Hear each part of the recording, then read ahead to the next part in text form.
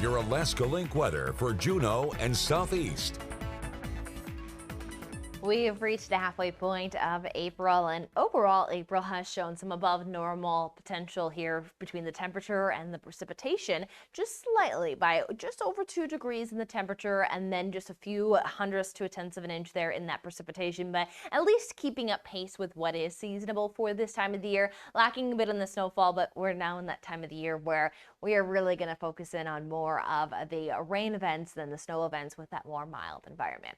But we are seeing that as we roll here into our Thursday and now into our Friday, we have a wave of energy that is bringing us times of that rain and the wind. So there will be some addition to that precipitation, but we will note that we'll have those impacts linger as we head here into our Friday. But if you are looking for some breaks in the rain, again, we are seeing that areas of sunshine are looking to take hold of our weekend forecast.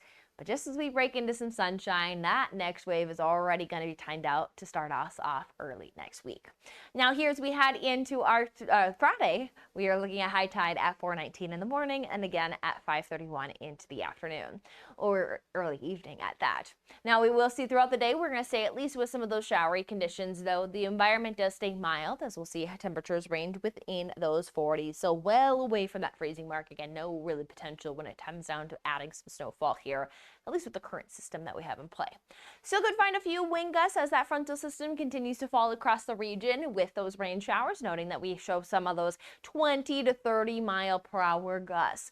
We see that the heaviest of the rainfall, though, has started to fall apart, will still those stay underneath the showery conditions. So more of again, a lingering impact field, not noting that we have any of those high impacts, more an intermittent chance for a rain shower, a time of that wind gust or two. And then here as we head into Saturday, we can see some of that moisture really starting to weaken. Might still see a few spots to start off our Saturday of a rain shower, but then we're going to get into some of these gaps of some of those clearer skies to bring in some of that sunshine for the weekend.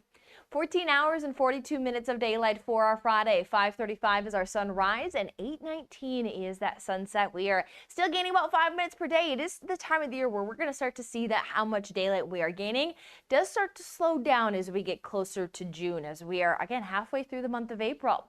Now our April showers do continue here again into our Friday. Again, more showery nature versus the moderate downpours, and we will see that this should allow for the environment to stay into the 40s. Now we know an average high has now climbed to 50 degrees.